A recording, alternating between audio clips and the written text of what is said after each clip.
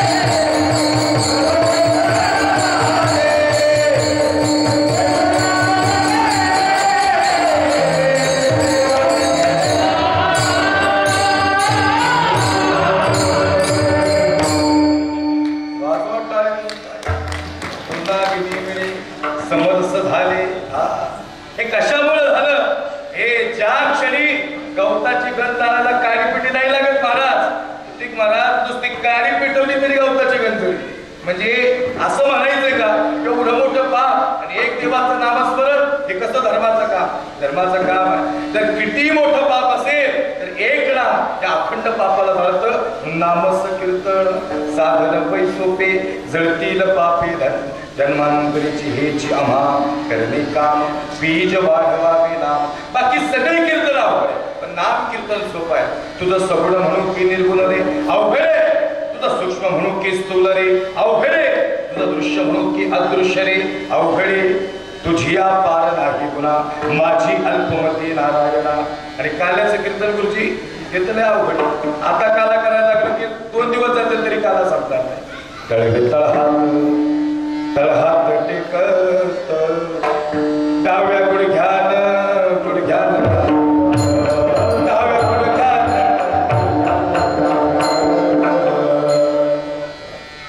चेडू गेला पेले गेल्या आणि गडबडी झाल्या म्हणजे सोपं नाही. सांग पिढ्या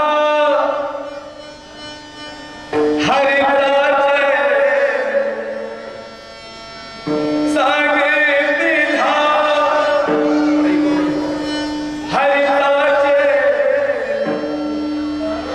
पाण्यात गेला सांगला पाण्यात गेला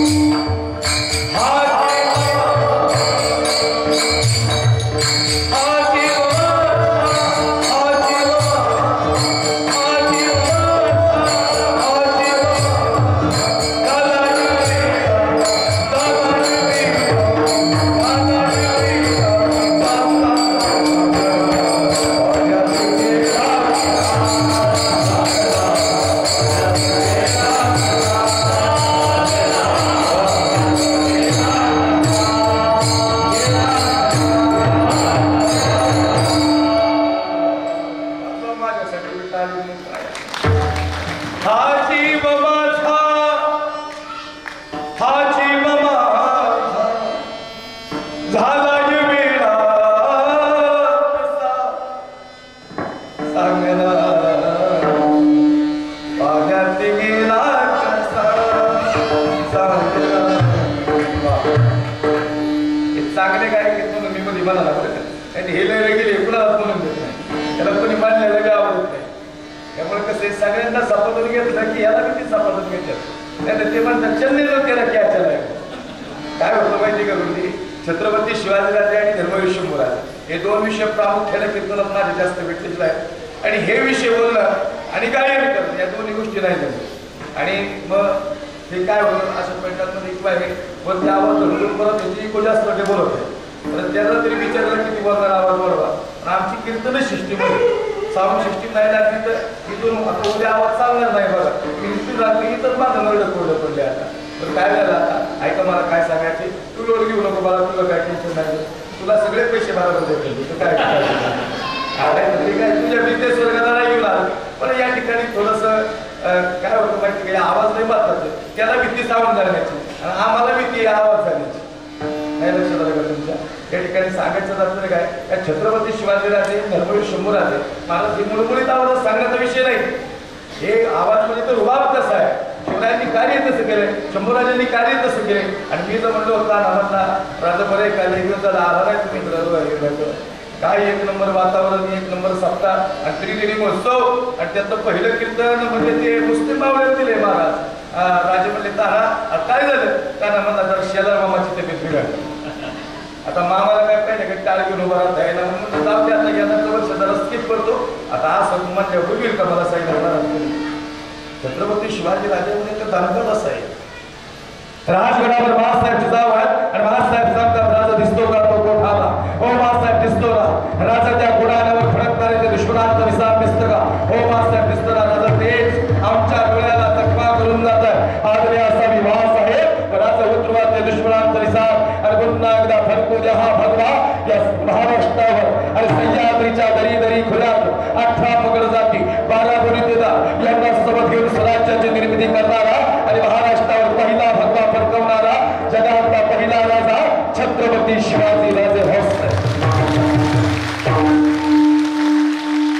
हे ट्रेलर हे पिक्चर आहे बाकी हे विठ्ठल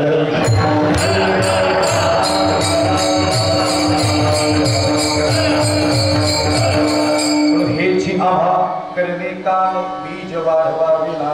भगवंताचं नामस्मरण हे महाराजांनी या ठिकाणी अनुषंगाला सांगितलं. ऐका सजला हो, एक वेगळ्या पद्धतीने अभंगाच्या पहिल्या चरणाला आलाय. तो काळ आहे 350 पावणे 400 वर्षापूर्वीचा काळ. तो काळ आहे 350 पावणे 400 वर्षापूर्वीचा काळ. छत्रपती शिवाजीराजे आणि जगद्गुरु तुकोबाराय हे समकालीन आहे. शिवरायांचा आणि महाराजांचा काळ एकत्र गेलेला आहे. छत्रपती शिवाजीराजे आणि जगद्गुरु तुकोबाराय हे 6 वर्ष पुण्यामध्ये एकत्र वास्तव्याला होते. या लोहगावमध्ये जगद्गुरु तुकोबारायांची कीर्तनं चालायची. थोडा कळत करावा. या लोहगावमध्ये जगद्गुरु तुकोबारायांची कीर्तनं चालायची.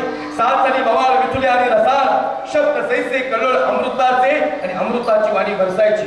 आणि मग तुकोबारायांच्या कीर्तनात कधी छत्रपती शिवाजीराजे यायचे आणि महाराजांचं दर्शन घेऊन या ठिकाणी शुभाराधी मोहिमेला निघायचे. महाराज सांगतात मावळ्यांनो आज आज आज संपूर्ण कीर्तन श्रवण करायचं आणि त्यानंतर मोहिमेला जायचं.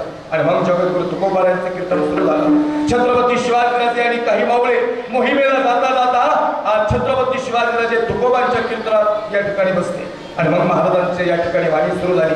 साथ आणि बवाल मितुले आणि रसाळ शब्द जैसे कल्लोळ अमृताचे अमृताची वाणी बरसायला लागली. आणि मग खऱ्या अर्थानं ती वाणी ही प्रबुद्ध आणि समृद्ध वाणी छत्रपती शिवाजी राजांच्या हृदयापर्यंत तुकोबारायांची वाणी पोहोचू लागली. आणि मग जगद्गुरु तुकोबारायांनी कीर्तनाचा विषय घेतला मोक्ष. राजा ती नदी दिसते का राजा, ती जाता जाता पाना फुलांना भरत जाते, पशुपशुआदिकांना पाणी देते, जड माणसांना तृप्त करते. आणि राजा त्या नदीचं अंतिम ध्येय हे समुद्राला जाऊन मिळालंय. समुद्र मापन प्रविशंती यद्वत्. जर नदी समुद्राला जाऊन मिळाली तर नदीची गती घडते. अगदी तसंच राजा, अगदी तसंच या मनुष्य जन्माला यायचं, जड माणसांची सेवा करायची, जड माणसांची सेवा करायची, अंतःकरणातून परमार्थ करायचा. आणि या मनुष्य जन्माचा अंतिम ध्येय खऱ्या अर्थानं हे मोक्षाला झालंय. जशी नदी जाऊन समुद्राला मिळते तसं मनुष्य जन्माला मोक्ष सार्थकता आहे. पण हे करत असताना त्यांनी नामस्मरण करायचं, हेच आभा करणे काम आणि बीज वाढवावे नाम. त्यांनी परमार्थ करायचा, भक्ती करायची आणि मनुष्याचं अंतिम ध्येय रामकृष्ण हरी रामकृष्ण हरी रामकृष्ण हरी म्हणायचं आणि थेट मोक्षावर जायचं. छत्रपती शिवाजी राजांच्या मनावर जगद्गुरु तुकोबा यांच्या विचारांचा पगडा या ठिकाणी एवढा मोठा झाला. जगद्गुरु तुकोबा यांचे शब्द छत्रपती शिवाजी राजांच्या मनावर एवढे रुजले गेले की राजांनी तलवार बाजूला ठेवली आणि राजे रामकृष्ण हरी म्हणताय, रामकृष्ण हरी रामकृष्ण हरी. मावळे सांगतात, राजा राजा राजा उठा, राजा राजा आपल्याला मोहिमेला जायचंय. आदिलशाही निजामशाही कुतुबशाह फ्रेंच मुघल यांनी महाराष्ट्र उद्ध्वस्त केलेला, भगव्या तिरंगा अंडू घालेला, दिल्लीच्या तख्ताक पाहणारा सह्याद्री झुकल्यासारखं वाटतं. राजा उठा. राजा म्हणतात, आता आता मोहिमेला नाही जायचं, आता रामकृष्ण हरी रामकृष्ण हरी रामकृष्ण हरी म्हणायचं आणि आता थेट मोक्षावर जायचं. राजा राजा आपण शपथ घेतली स्वराज्याची, हे स्वराज्य निर्माण व्हावं ही स्त्रीची इच्छा. आदिलशाही निजामशाहीने हौदस वाजवलाय राजा, मुघलांनी हौदस वाजवलेला आहे. आया बहिणींची इज्जत तुटल्या गेली. राजा राजा उठा आणि घ्या ती तलवार हातात. सज्जना हो, छत्रपती शिवाजी राजांनी तलवार बाजूला ठेवली. आई साहेब, ज्या छत्रपती शिवाजी राजांनी शपथ घेतली रयतेचं रक्षण करायचं, त्याच शुभा राजांनी आज तलवार बाजूला ठेवली. काय होईल कुणास ठाऊक. जगद्गुरु तुकोबरायांच्या कीर्तनाचा प्रभाव थेट शिवरायांच्या मनावर झाला. आणि मग काय होईल माहिती नाही काय होणार. पण थेट मावळे गेले आई साहेब जिजाऊला. आई साहेब, अनर्थ झाला, धर्म संकटात आला. ज्या छत्रपती शिवराजांना आपण धर्माच्या कामाला उभं केलं, हे शिवराजे आपले राजे आता रामकृष्ण हरी म्हणताय आणि मोक्षाच्या वाटेवर झाले.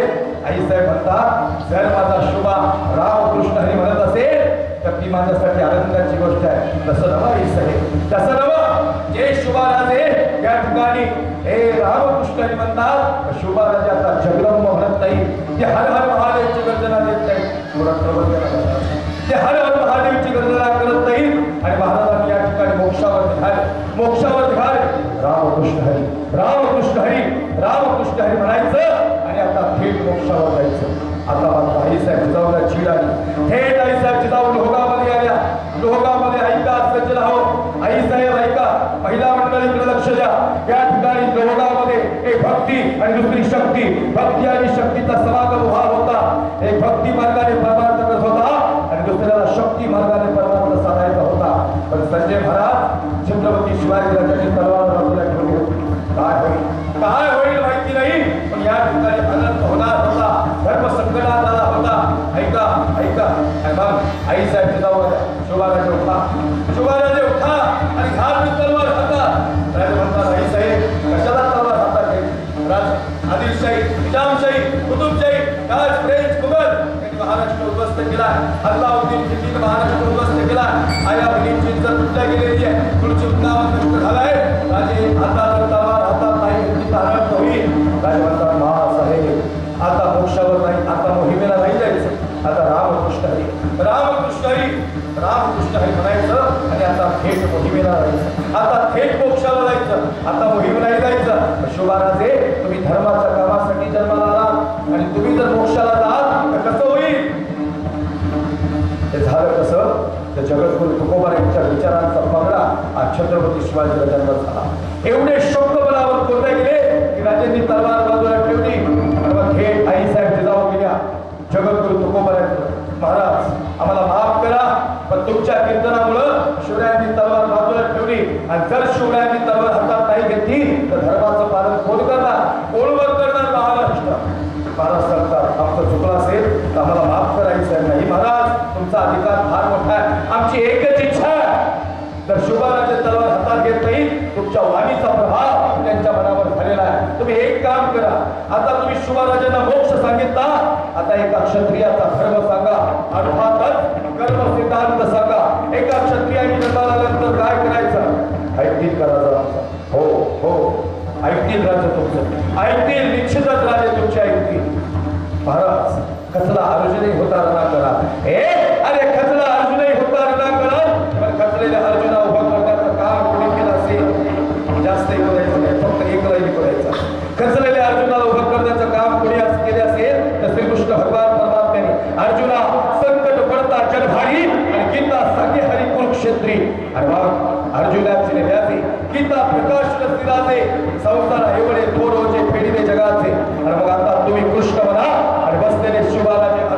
तुम्ही आणि सांगा तुम्ही एका क्षत्रियाचा धर्म काय. तुकोबारायचं कीर्तन सुरू झालं. तीच वाणी आज धारदार झाली.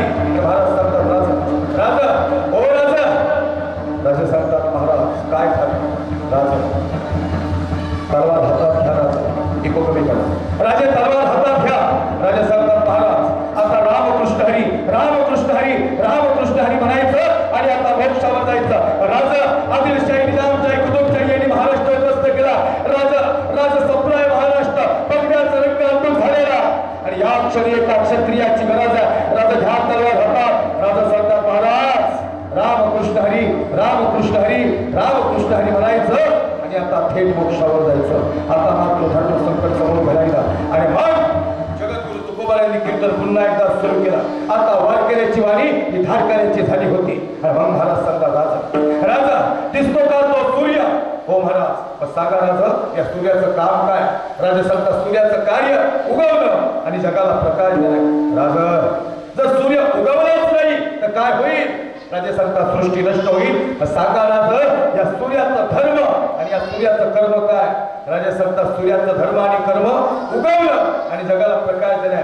जर राजा सूर्याचं धर्म आणि कर्म सूर्य विसरत नसेल तर तुम्ही क्षत्रिय आहात. एका क्षत्रियाचा धर्म काय. रामकृष्ण हरी आम्ही म्हणायचं. आम्ही टाळ घ्यायचा. आम्ही भक्ती करायची. आम्ही परमार्थ करायचा आणि आम्ही टाळ घेऊन नामस्मरण करत जगाला देव सांगायचा. राजा पण तुम्ही तलवार हातात घ्यायची आणि मंदिरातला देव टिकवायचा. हे तुमचं काम आहे राजा तुम्ही टाळ हातात नाही घ्यायचा. टाळ तुमच्या हातात आणि तलवार तुमच्या हातात शोभते. राजा जसं सूर्याचं काम उगवणं आणि जगाला प्रकाश देणार तसं तुम्ही क्षत्रिय आहात. एका क्षत्रियाचा धर्म असा आहे. राजा ह्या बहिणींची इज्जत तुटल्या गेलेली आहे आणि या व्यक्तीसाठी एक भगव्या धारीची गरज म्हणून तुमचा जन्म झाला. राजा तुम्ही टाळ नाही घ्यायचा. घ्या ती तलवार हातात. राजा एका क्षत्रियाचा धर्म तलवार हातात घेणं आणि रयतेचं रक्षण करणं अर्थातच धर्माचं पालन करणं.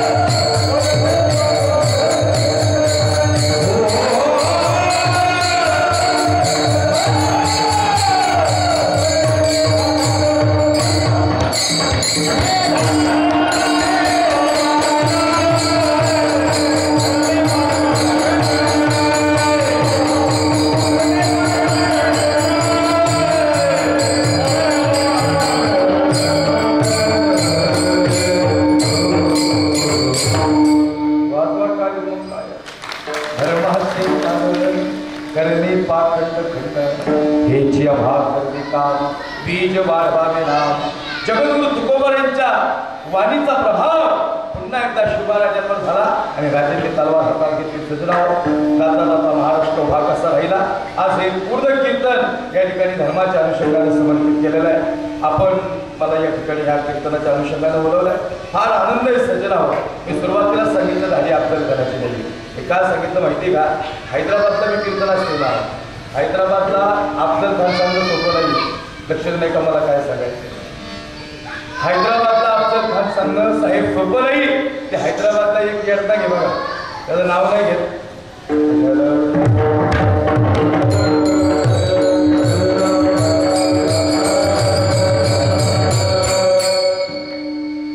त्या हैदराबादला एक गायबा नाही, त्याचं नाव नाही घेत, पण तो म्हणला हम घर घर में अफजल पैदा कर. ते येण्याला तिथं जाऊन सांगितलं तू घर घर में अफजल पैदा कर, आमचे शिवरायांचे मावळे घर में घुस कर अफजल मारेंगे. हे ताकद महाराष्ट्राचं वैभव खऱ्या अर्थाने फार वेगळं वैभव बनायचं सोडून आहे. आणि म्हणून या ठिकाणी धर्माचं काम करण्यासाठी नामस्मरण करावं, धर्माचं काम करावं. महाराजांनी तलवार हातात घेतली. आपल्याला जर धर्माचं काम करायचं असेल तर विठोबा रखुमा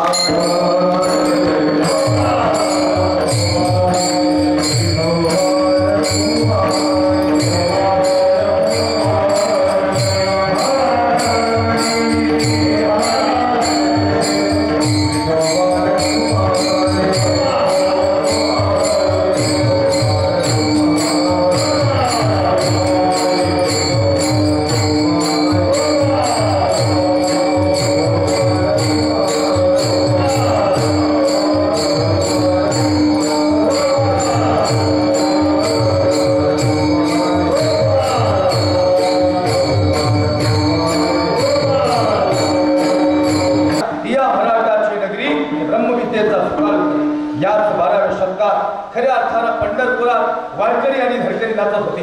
पक्वादाचा आवाज, मृदंगाचा आवाज तिकडं तिकडं होता आणि भजनानंद महाराष्ट्रातला होता. पण याच 12व्या शतकात महाराष्ट्राला कुणाची तरी नजर लागली, महाराष्ट्राला कुणाची तरी नजर लागली आणि 8,000 इस्लामिक सत्तांनी पहिलं आक्रमण महाराष्ट्रावर केला. याच 12व्या शतकात दिन दिन दिन दिन चला सैन्यात दिन दिन दिन करत या ठिकाणी 8,000 इस्लामिक सत्ता आणि यांचा मोर्चा होता अल्लाउद्दीन खिलजी. जास्त अल्लाउद्दीन खिलजी आणि अल्लाउद्दीन खिलजीने आक्रमण केला. हे दिवसा ढवळ्या आया भडींची इज्जत लुटल्या गेली. मंदिरातले हे आणि मंदिरात उद्ध्वस्त झाली हे आणि तुळशी वृंदावन नष्ट झालं. भगव्याचा रंगात झाला आणि पवन रोपण हे वादळ, हे वादळ रोखायला आता एका वादळाची गरज होती आणि दुसऱ्या वादळाची नाही सज्जन हो, आता भगव्या वादळाची गरज होती. हे वादळ रोखायला आता भगव्या वादळाची गरज होती. आणि मग या 12व्या शतकानंतर 288 वर्ष महाराष्ट्र लढत होता. किमान 288 वर्ष महाराष्ट्र लढत होता. महाराष्ट्र चिंतलत होता. आता महाराष्ट्राला गरज कुणाची तरी होती. आणि मग या 288 वर्षानंतर पुन्हा एकदा या ठिकाणी महाराष्ट्राला जाग आली. पुन्हा एकदा पैठणचे सुप्रसिद्ध साधू शांती ब्रह्म एकनाथ महाराजांनी आवाज दिला. हे कोल्हापूरची महालक्ष्मी, हे तुळजाभवानी, हे बाहुची रेणुकामाता आणि हरीची शब्दसंगी तुला दान घ्यावं लागेल. हे वय दान घर हे वय. आणि 8,000 इस्लामिक सत्तांनी हौकस वाजवणारा आदिलशाही निजामशाही यांनी महाराष्ट्र ग्रस्त केलेला हे वय. आता जर धर्म दान नाही घडलं तर धर्म संकटातील वय दारू घर दारू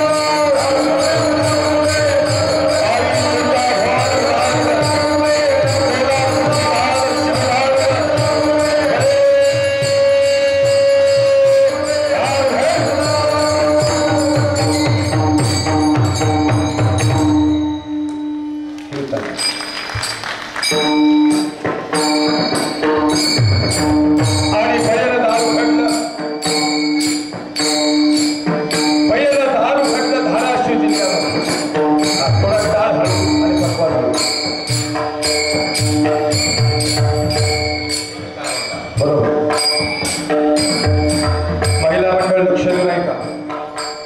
पहिलं दारू घडलं धाराशिव जिल्ह्यामध्ये, उस्मानाबाद नाही धाराशिव, अहमदनगर नाही अहिल्यानगर, हे औरंगाबाद नहीं छत्रपति धर्मवीर संभाजीनगर। इस भारत में रहना पड़ेगा ना तो भारत माता की जय बोलना पड़ेगा। तिरंग्याला सलाम करावं लागेल, भगव्याला नमन करावं लागेल आणि शुभाराजांजवळ झुकावं लागेल आणि सच्चा धर्मवीर शंभूराजाला मानावं लागेल। पहिलं दार होतं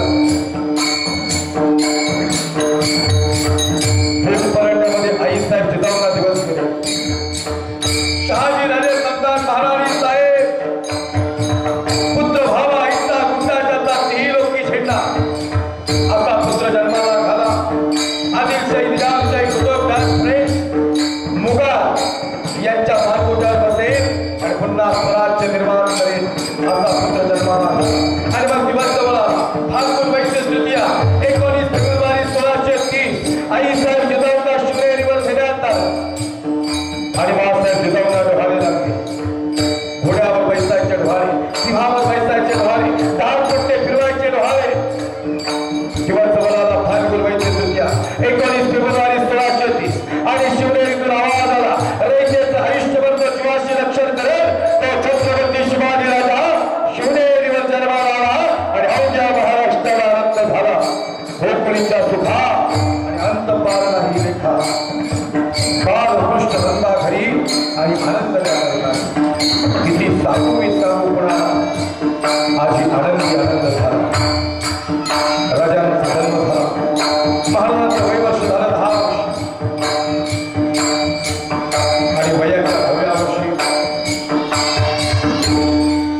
बंद करा, पेटी बंद करा। महाराजांचं वय वर्ष झालं 10 वर्ष। मला म्युझिक लावायची, कमी आवाज, कमी करा म्युझिकचा आवाज।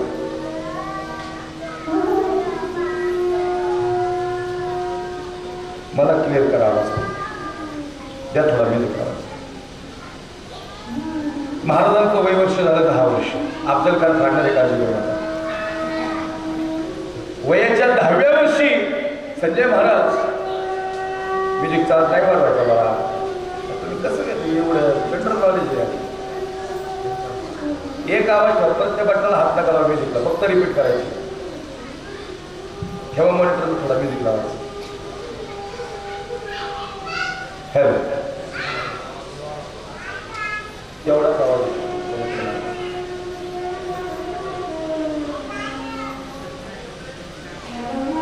वयाच्या 10व्या वर्षी महाराजांचं पहिलं लग्न झालं। म्युझिकचा आवाज कमी करा।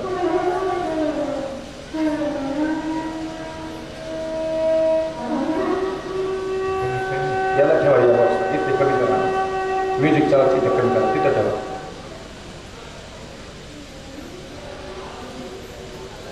द्या थोडा बस। वयाच्या 10व्या वर्षी महाराजांचं पहिलं लग्न झालं। साईनाथ महाराज वयाच्या 10व्या वर्षी महाराजांचा पहिला विवाह। आपली 35 वर्षाची अजून रहिला नाही, त्यांना कळलं त्यांना काय करायचे। ती कट्ट्यावर सोडून ह्याची त्याचीच नावं काढत बसते, माप काढत बसते। ह्याने असं केलं, त्याने तसं केलं। अहो, वयाच्या 10व्या वर्षी शुभाराजांचं पहिलं लग्न झालं। आईसाहेब म्हणतात, शुभा तुला करावं लागेल लग्न। शुभाराजा सगळं आईसाहेब वयाच्या 10व्या वर्षी, हे मी का बोललो, 35 वर्षाची खरंच रेंज झाली पाहिजे। आम्ही कीर्तनाला गेल्यावर तरी कुणाच्या घरी पोहोचला गेलो, एखादी आई म्हणते, महाराज पोराला पोरगी तरी बघा, लांबची बघा, तुमच्या तिकडली कोल्हापूरची। मला काय सांगायचं लक्षात नाही का? आई पोरं चांगली आहे, पण व्यस्तानी काही पिढी थोडीशी खराब झाली, लक्षात नाही का? 4 वाजले की हातपाय थरथर करायला लागले। अरे कुणीतरी घरी वाट बघते ना आपली। माझं कीर्तन एकदम स्पष्ट आहे, सज्जनावर लक्ष नाही का? मला सांगायचं तात्पर्य असं आहे, हा फार धामचा प्रवास करून तुमच्यापर्यंत आले, फक्त तुमची शांतता स्तब्धता असेल तर मला चांगल्या पद्धतीने कीर्तन रंगवता येईल। आणि जेवढा आवाज दुखतो ना, यात कीर्तनात रंगदेवता निर्माण करणे माझ्यासाठी फार कठीण काम आहे। कारण ती ऐकणाऱ्यांचे मी लक्ष देते की मला या ठिकाणी फार इथून बोलावं लागतं। पण मी अगदी हृदयातून सांगते सजन वाईट 10व्या वर्षी महाराजांचं पहिलं लग्न झालं. वयाच्या 10व्या वर्षी शुभा अरे करावं लागेल तुला लग्न.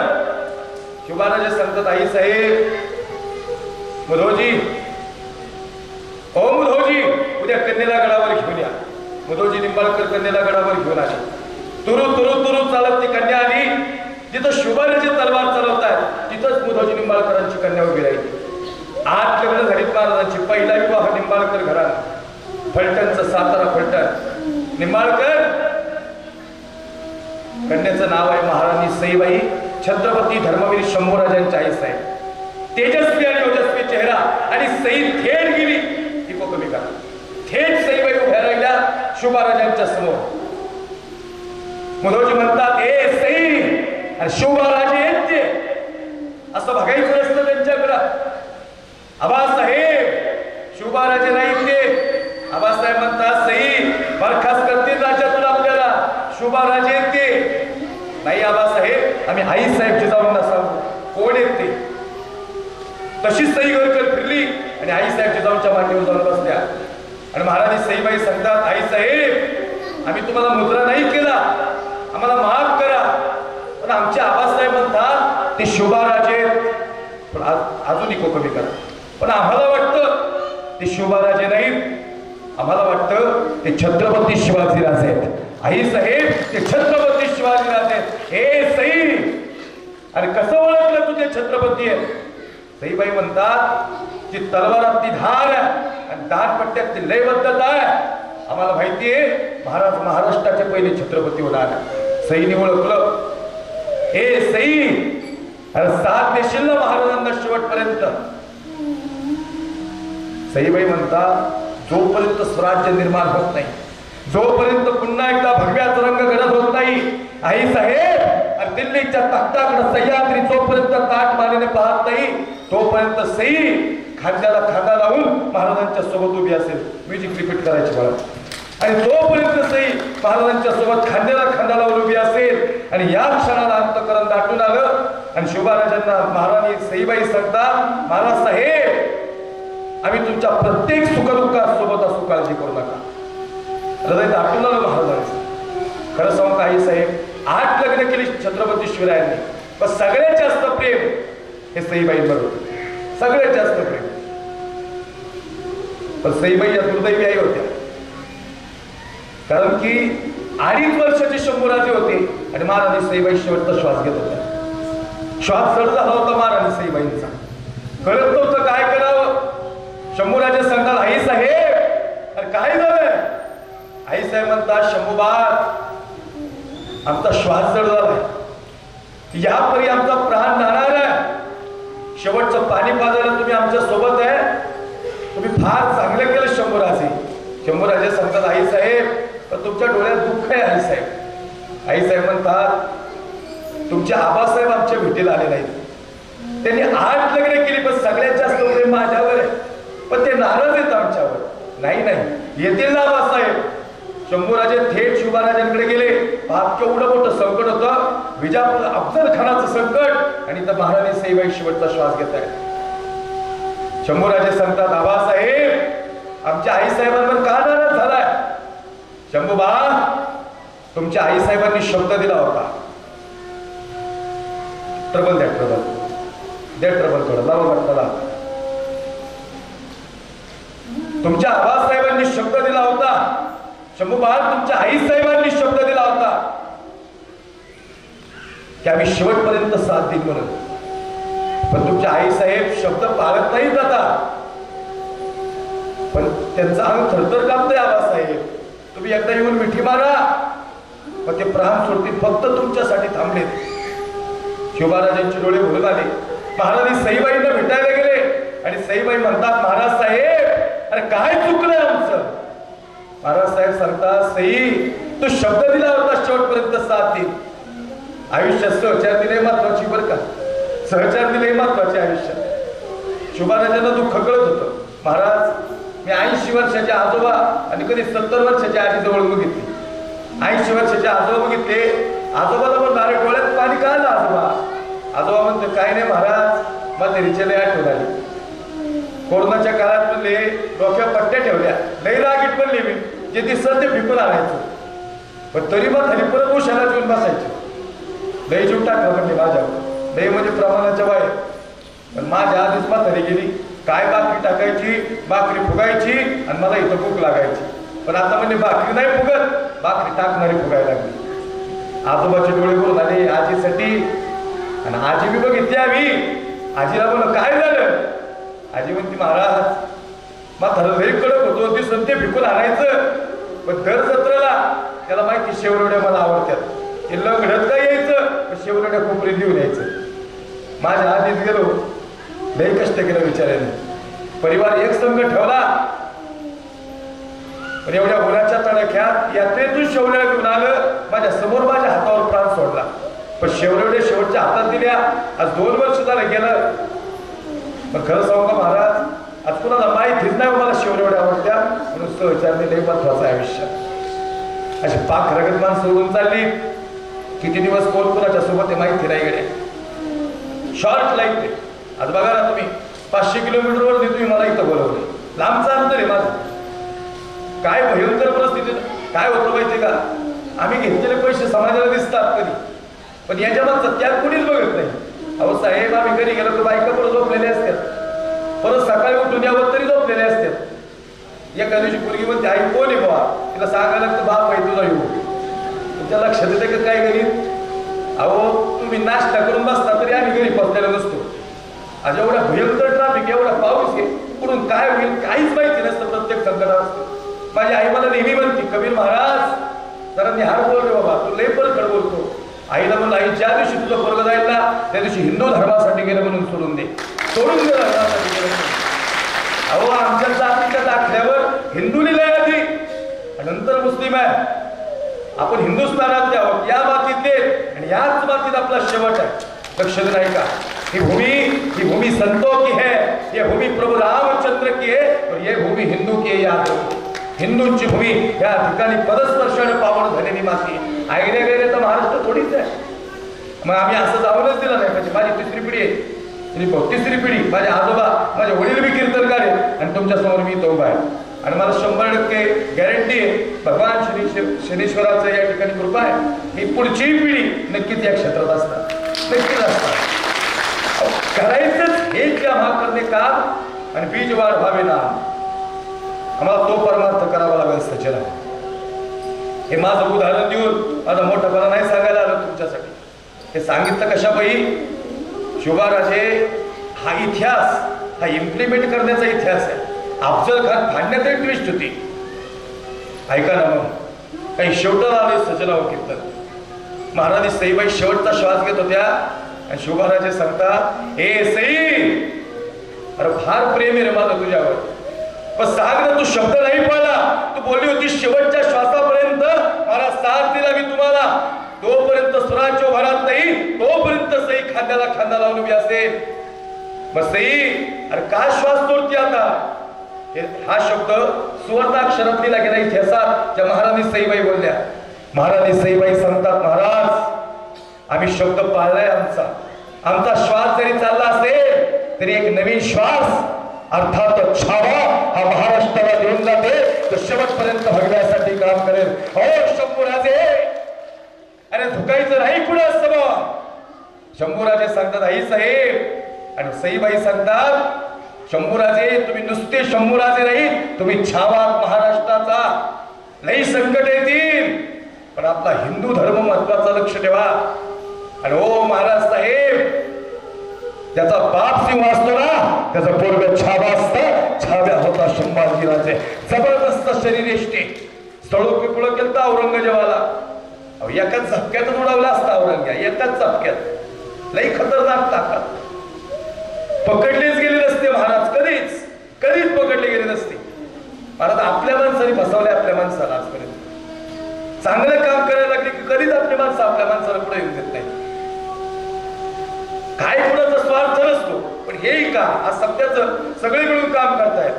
मला कोणी नावही गेलं नाही राहू, पण हे काम धर्माचं काम आहे, आणि याही कामात कोणीतरी पुढे करतो. म्हणजे मी जनरल बोलतोय तुम्हाला, जनरल. हे सांगायचं तात्पर्य आहे, अहो काय धर्माचं किती मोठं काम. ही लहान लहान लेकरं उभी राहतात कीर्तनात, हे धर्माचं काम आहे. किती भारी टाळ वाजवते हे महत्वाचं नाही. या वयात टाळ घेऊन उभी हेच धर्माचं काम आहे. लक्षात नाही का? भागवत धर्माचा प्रचार आणि प्रसार आता आम्ही सगळे करतोय. हे तरुण मुलं आम्ही सगळे तरुण आहेत, 30-35तले.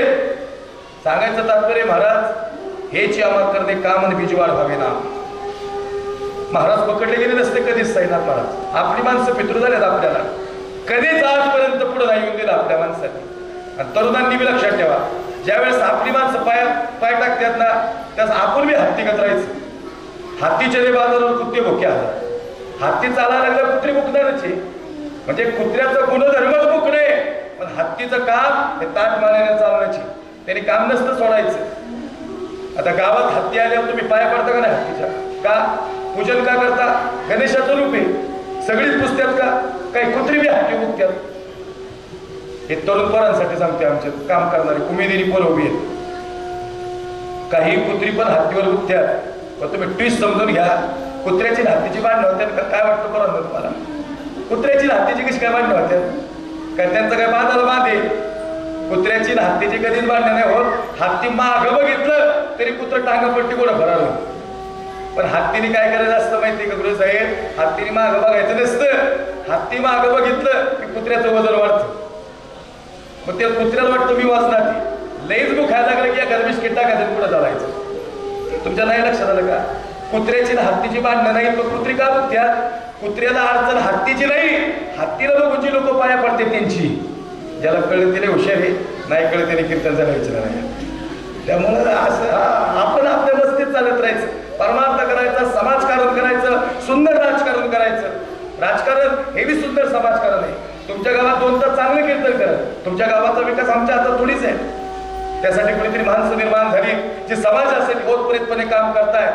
ज्याचा देह समाजासाठी कामाला आला तो मेल्यानंतर जिवंत राहिला, गेल्यानंतर जिवंत राहिलं पाहिजे. ऐका सजरा हो, संतोष महाराज कधीच शंभू महाराज पकडले गेले नसते, कधीच पकडले गेले नसते. आपल्या माणसाने फसवलं. 20 फुटावरी साखरदंड पडले आणि कवी म्हणतो राजे राजे आपण पकडले गेलो. राजे सांगतात हे कवी, अरे कुणाची मजाल आहे त्या सरच्याला हात लावायची. आणि त्या उड्यात 20 फुटावरी 2 खंड पडले. कर कर पाहू वाजले गेले. कोणी कालीच धसावत नव्हतं महाराजांच्या शरीराला हात लावायला. वयाच्या 14व्या वर्षी एका हाताने लेखनी आणि एका हाताने साहित्य क्षेत्र गाजवणारा आणि दुसऱ्या हाताने शमशेर घेऊन रणांगण गाजवणारा, सिंहाच्या चबड्यात घालून हात मोजून दात सांगणारा सर्जा होता जो झुकणार नव्हताच. या मातीतून फरफडत गेला आहे साहेब. काय वाटलं असं महाराजांना पकडल्या अक्षरशः. महाराज म्हणतात हे कवी रास काची इकडे बघतो माझ्या. कवी म्हणतो राजे अरे सगळं जखमा रक्त व मळदालय शरीर राजे. उंटाला बाजून फडफडत देत आहेत तुम्हाला. आपण काय कपडे परिधान केले राजे? यांनी विदूषकाचे कपडे घातले. राजे सांगतात कवी म्हणून माझ्या डोळ्यात पाणी नाही रे. तुला विचार पडला ना माझ्या डोळ्यात पाणी काय? या जखमामुळे नाही, फक्त या गडकिल्ल्याला माहिती नाही त्यांचा संभाजी पकडले गेलाय. या नद्या नाल्यांना पूर आलाय, त्यांना सांग त्यांचा शंभू पकडले गेलाय म्हणून. आणि सांग त्या गलोजीला सगळे गडकिल्ले दिले असते, फक्त एकदा बोलला पाहिजे होताच गलोजी. असं नव्हतं करायला पाहिजे. औरंगजेबाच्या हातात पकडून दिलास. आई साहेब काय वाटलं असं महाराजांना या क्षणाला? काय वाटलं असं विचार करा. जे स्वराज्यासाठी लढत होते, जे सगळ्या जाती धर्मांना एकत्र करून महाराज लढत होते, तेच महाराज आज आपल्या माणसांमुळे सख्या व्यवनेने पकडून दिलं. आणि हे दुःखच आहे. ऐका सजराव, शेवटला आलंय कीर्तन. आता मात्र दे भरून आलं. शंभूराजे पकडले गेले. 40 दिवस देव फाटला होता महाराज. 40 दिवस. दादा मी तर आमच्या माता भगिनीला प्रश्न होते, त्यांना म्हणा फोनवर बाहेर बोला. मी एकदम गंभीर विषय मांडतोय सचिला, विक्षेप नकोय मला.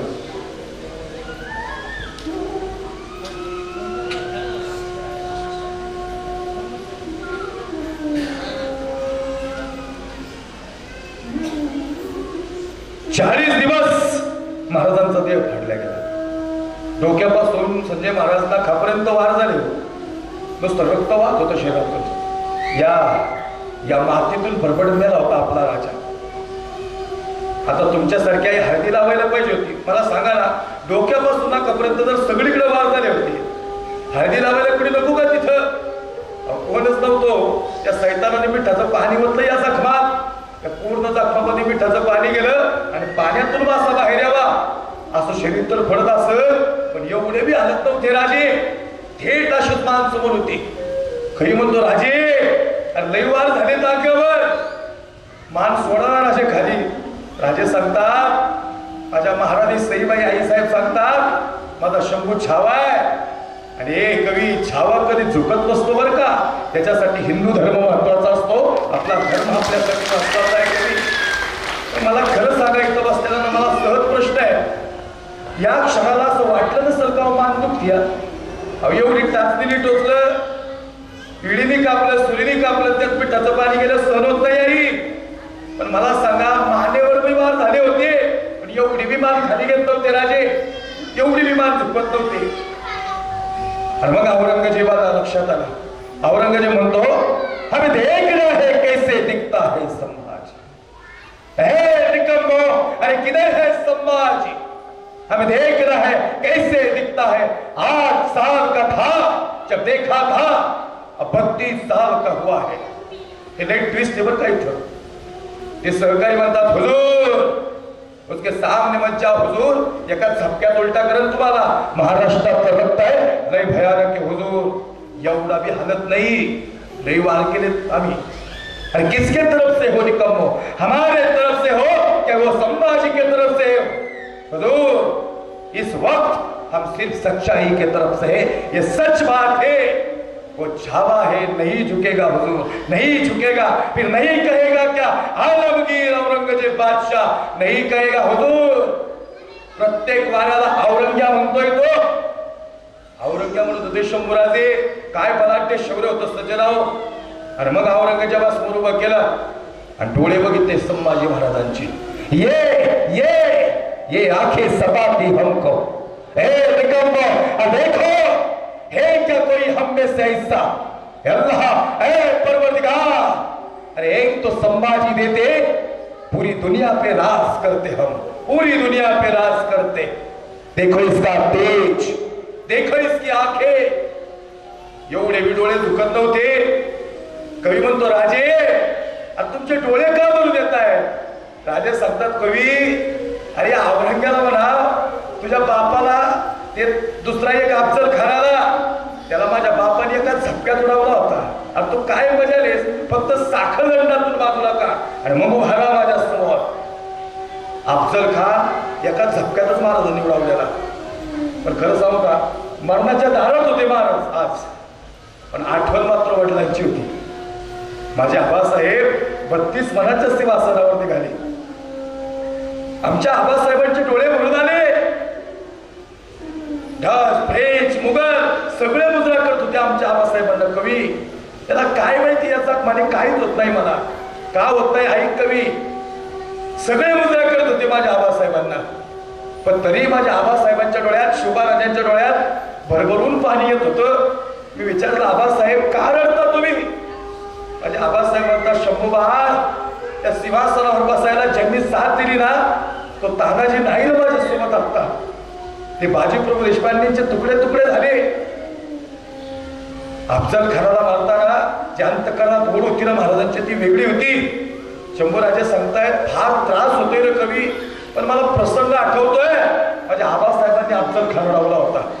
7.5 फुटाचा होता तो, आणि औरंग्या काय 7.5 फुटाचा अफजल खान आणि 5.5 फुटाचे शिवराजे. माझे आबासाहेब 5.5 फुटाचे. विजापूरहून आला, विजापूरला आवाज आओ और हमारे गले लग जाओ. आखिर आ गया दक्खन का जुआ सिकंजे में. जगदंब जगदंब जगदंब अंतकरणातून आवाज होता. अफजल खानाबरोबर सय्यद बंडा होता. अफजल खानाबरोबर कृष्णा भास्कर कुलकर्णी होता. शिवराजांनी सोबत घेतलेला जिमा महारा आणि शिवराजांबरोबर संभाजी गावजी कोंडाळकर, श्यामेराव वारला प्रतापगडच्या पायथ्याला खान बरोबर हमारे गले लग जाओ. आखिर आई गया दक्खन का जिमा सिकंजे में. अफजल खानाने राजांकडे पाहिला, राजांनी अफजल खानाकडे पाहिला. 5.5 फुटाचा दिला, 7.5 फुटाचा दिला. कर कर कर कर कर कर कर मिठी मारली.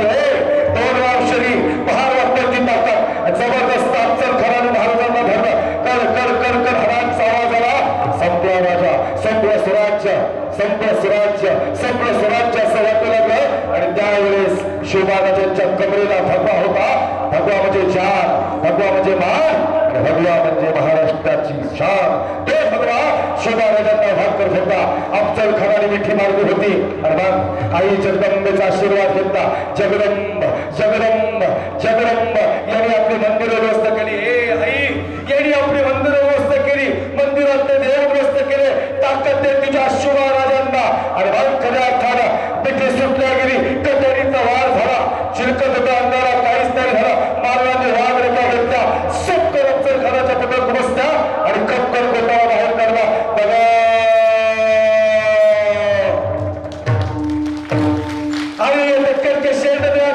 कृष्णाजी आला. कृष्णाजी वार केला. राजनवरचा वार हुकला आणि मग राजे समोर बघतात आणि मग कृष्णाजी मग अफजल खान सांगतो हे सय्यद बंडा उडाव शिवा की करतात. आला सय्यद बंडा. 9 फुटवडी मारली.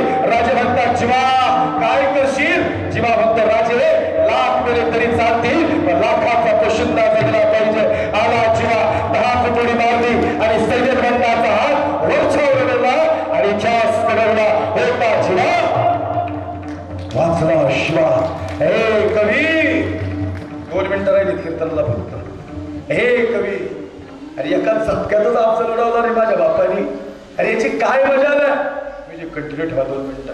अरे याची काय मजा आहे. त्या संभाजीला हात लावायची. ये इसका जज्बा हमें बहुत पसंद आया, बहुत पसंद आया. म्यूजिक कंटिन्यू करा दादा. म्यूजिक चालू ठेवा. ये हमारा जज्बा इसका हमको बहुत पसंद आया. आणि मग आता मात्र शेवटचा काही 1-2 मिनिटं राहिली. सज्जना हो लक्ष देऊ नाही का माझ्याकडे लक्ष द्या. आता मात्र हे भरून आलं. ते विचरित्रातले मग्न झाले. महाराजांचं जीवनच असं आहे की ऐकणारा मंत्र म्हणतो हे माझे हातपाय खाली थरथर कापतात बरं का. माझ्या टाचा विचा दुखतात पाय उठतात. हे बी बिचारे टापासून या नसतात अशा नसतात. लालबंद होतात. खरंच वाटतं महाराज इथे आणि खरंच वाटतं शंभूराजांचा देह लालबंद रक्तात माखलेला देह आणि औरंगजेब समोर उभा आहे. आणि औरंगजेब म्हणतो हे क्या हम में से ऐसा कोई. अरे मिठाचं पाणी वतलं याच्या अंगावर. इतना भी हिलता नहीं है संभाजी. हे संभाजी अरे क्या खिलाते हैं तेरे माँ बाप तुझको. शंभूराजे सांगता औरंग्या हमारे माँ बाप का तो छोड़.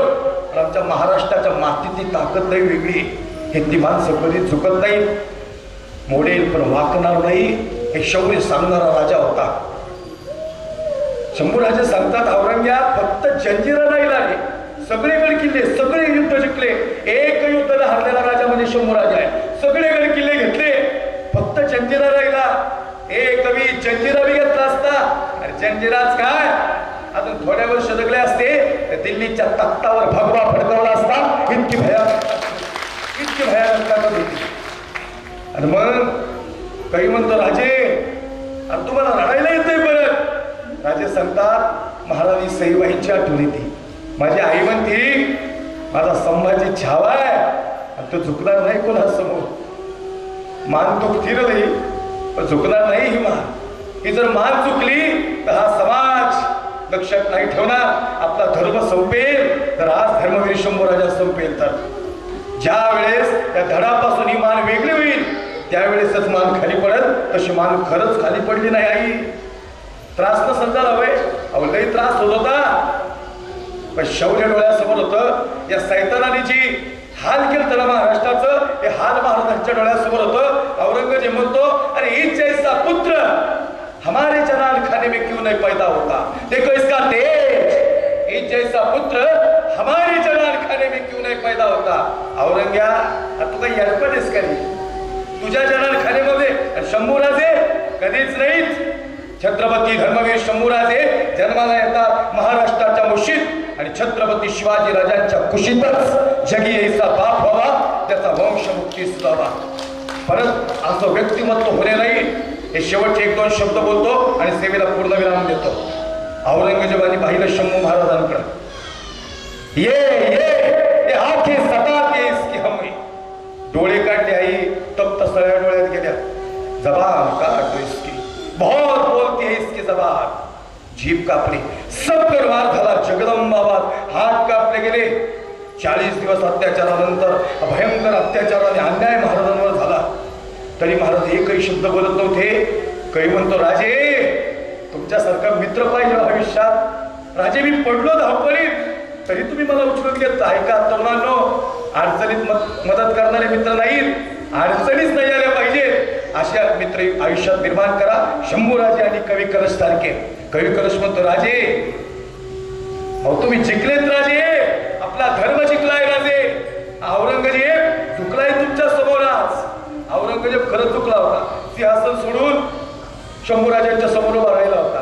काही म्हणतो, राजन अरे तुम हो साजे, क्या खूब लड़े हो जंग, देख तुम्हारा शौर्य और हमारा ये धर्म, तखत त्याजे हे औरंग. आज हिंदू धर्माच्या समोर औरंगजेबाने सिंहासन सोडलं राजे. आज तो म्हणतोय, अल्लाह ए परवरदिगार, अरे ऐसा संभाजी अगले जन्म तो देना हमारे जनान करने में. औरंगजेबाला शेवटपर्यंत कळलं नाही काय रेंजला ती. ऐका नाही, या बसलेल्या आईच्या डोळ्यात पाणी, काही तरुणांचे डोळे भरून आले. माहितीये त्यांना माहिती आपला राजा काय खस्ता खाल्ले आपल्या राजाने. महाराज हा शेवटचा शब्द कीर्तनातला. औरंगजेबाने डोळे काय ठेवते महाराजांची. कधीच म्हणले नाही औरंगजेब महाराज. एकच शब्द होता, औरंगजेबच म्हणले शेवटपर्यंत. म्हणून आम्ही छत्रपती संभाजीनगर म्हणायचं. म्हणून आम्ही म्हणायचं पुण्यश्लोक अहिल्यादेवी होळकरांनी बघा, छत्रपती शिवाजीराजे शंभूराजांमुळं मंदिरातले देव शिल्लक आहे आणि पुण्यश्लोक अहिल्यादेवी होळकरांमुळे मंदिरांचा जीर्णोद्धार झालाय. तेवढ्याच तत्परतेची दोन्ही माणसं आहेत. हे सांगायचं तात्पर्य असे सजनाओ, आता शेवटचा शब्द जो आमच्या इथं हृदयाला पिळून गेला, इथं पिळून गेला. औरंगजेब म्हणतो, संभाजी तुम्ही डर नाही लागता क्या. नरड्यावर तलवार ठेवली महाराजांच्या. डोळ्यातून पाणी येत होतं. आई साहेब घळघळ अश्रुधारा वाहत होत्या. महाराज काय म्हणतायत माहिती का, कवी डोळे मिटवून घेतो आबासाहेब, तुमचा छावा आज तुमच्या भेटीला येतो. सांगा आमच्या आई साहेबांना की छावा चुकला नाही बरं का. लई वार झाले आई साहेब. 2.5 वर्षाचा असताना तुम्ही मला बघितलं आई साहेब.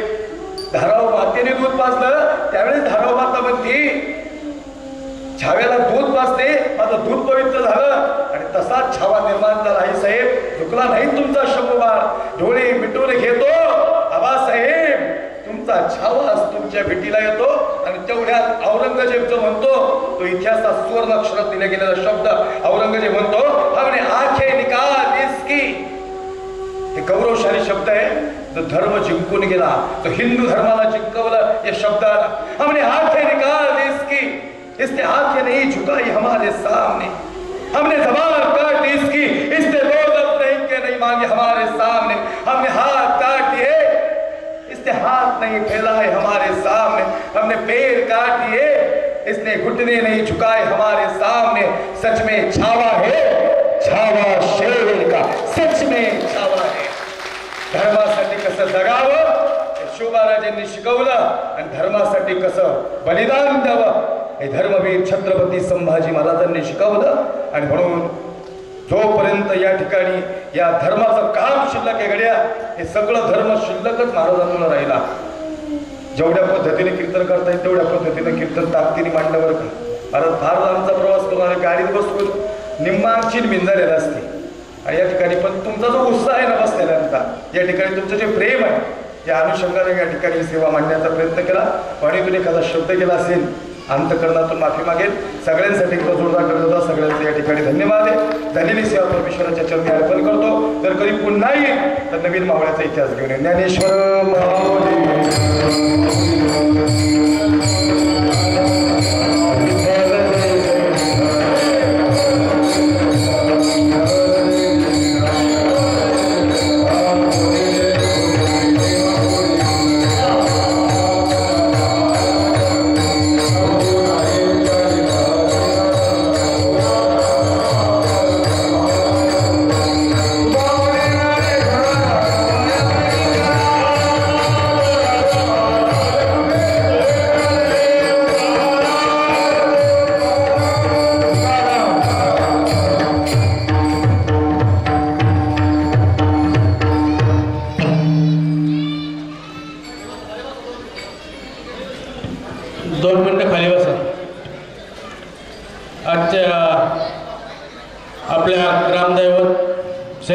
महाराजाच्या जन्मोत्सवाच्या निमित्तानं हरिभक्त परायण शिवचरित्रकार कबीर महाराज आत्तार सातारकर यांनी उत्कृष्ट प्रकारे धर्म या विषयावर आपल्या सर्वांच्या चरणी जी सेवा समर्पित केली त्याबद्दल महाराजांचे आपल्या ग्रामस्थांच्या वतीनं हार्दिक अभिनंदन करतो, आभार मानतो.